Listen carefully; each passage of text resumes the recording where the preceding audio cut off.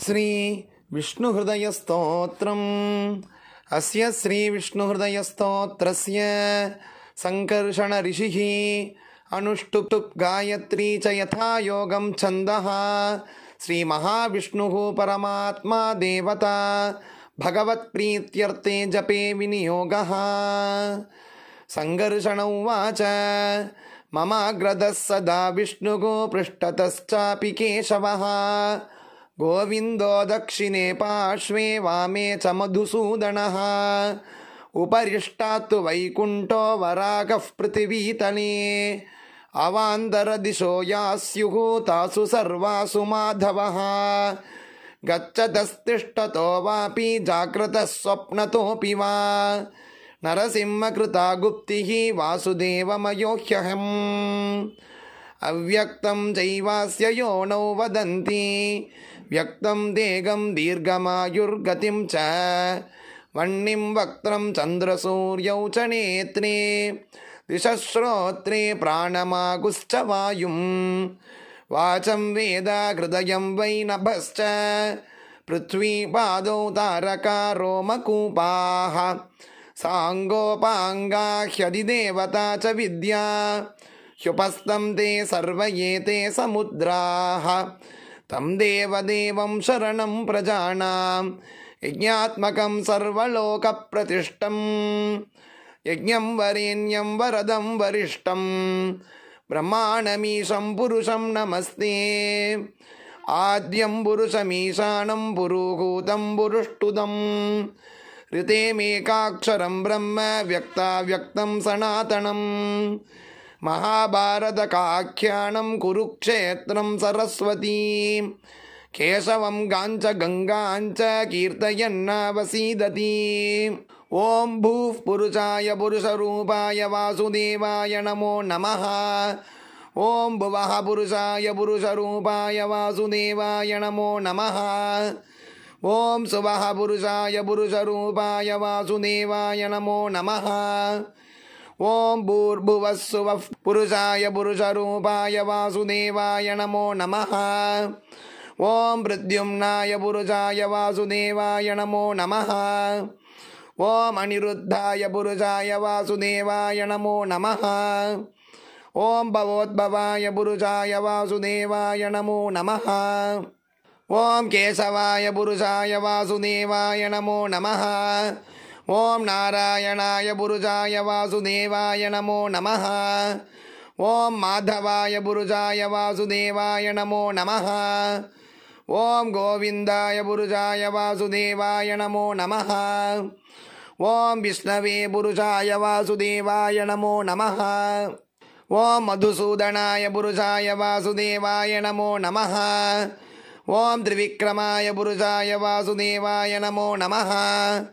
ॐ वामनाय पुरुषाय वासुदेवाय नमो नमः। ॐ श्रीधराय पुरुषाय वासुदेवाय नमो नमः। ॐ ऋषिकेशाय पुरुषाय वासुदेवाय नमो नमः। ॐ पद्मनाभाय पुरुषाय वासुदेवाय नमो नमः। ॐ दामोदराय पुरुषाय वासुदेवाय नमो नमः। ॐ सत्याय पुरुषाय वासुदेवाय नमो नमः। ॐ ईशानाय पुरुषाय वासुदेवाय नमो नमः। ॐ तत्पुरुषाय पुरुषाय वासुदेवाय नमो नमः। ॐ सत्पुरुषाय पुरुषाय वासुदेवाय नमो नमः। ॐ प्रणवेन्द्र विष्णोदशसहस्रनेत्रे पुरुषाय वासुदेवाय नमो नमः।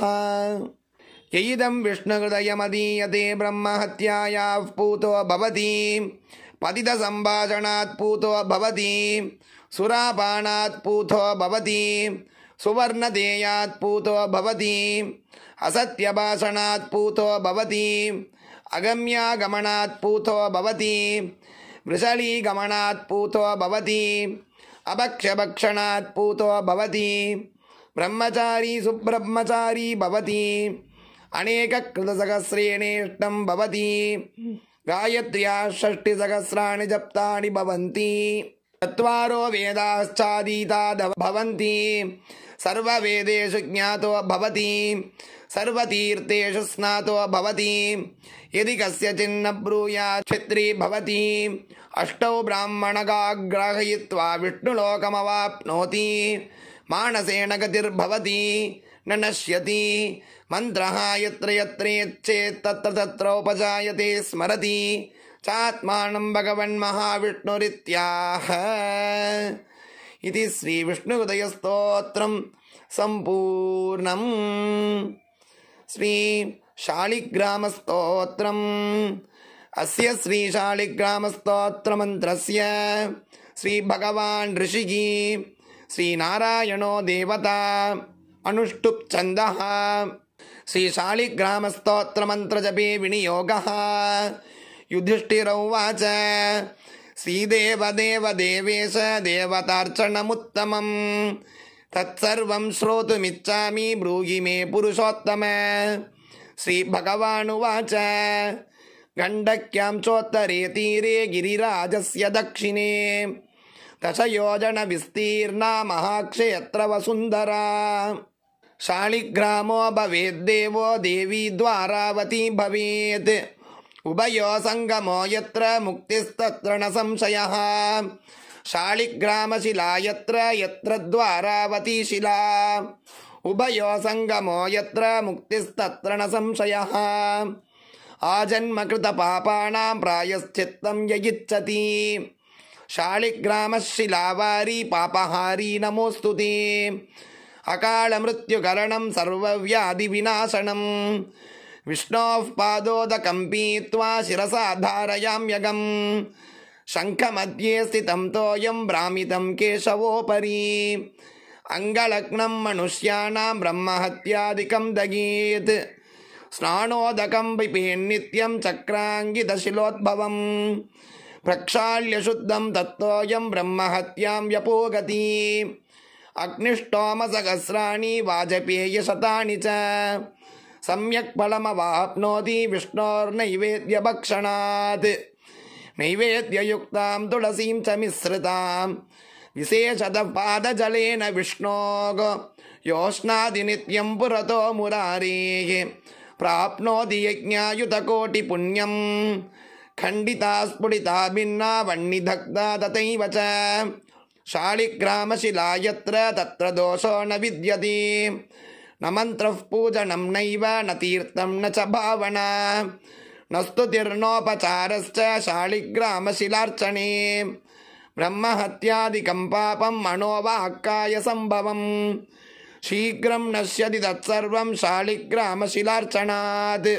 नानावर्णमयं चैव नानाभोगेन वेष्टितं तथा वरप्रसादेन लक्ष्मीकान्तं वदाम्यगम् नारायणोद्भवो देवश्चक्रमध्ये च कर्मणा तथा वरप्रसादेन लक्ष्मीकान्तं वदाम्यगम् कृष्णे शिलातले यत्र सूक्ष्मं चक्रं च दृश्यते सौभाग्यं सन्ततिं दत्ते सर्वसौख्यं ददाति च वासुदेवस्य चिह्नानि दृष्ट्वा पापैः प्रमुच्यते श्रीधरः सुकरे वामे अरिवर्णस्तु दृश्यते परागरूपिणं देवं कूर्माङ्गैरपि चिह्नितं गोपदं तत्र दृश्येत वारागं वामनं तथा पीतवर्णं तु देवानां रक्तवर्णं भयावगम् नारसिंहो भवद्देवो मोक्षदं च प्रकीर्तितं शङ्खचक्रगदाकूर्मा शङ्को यत्र प्रदृश्यते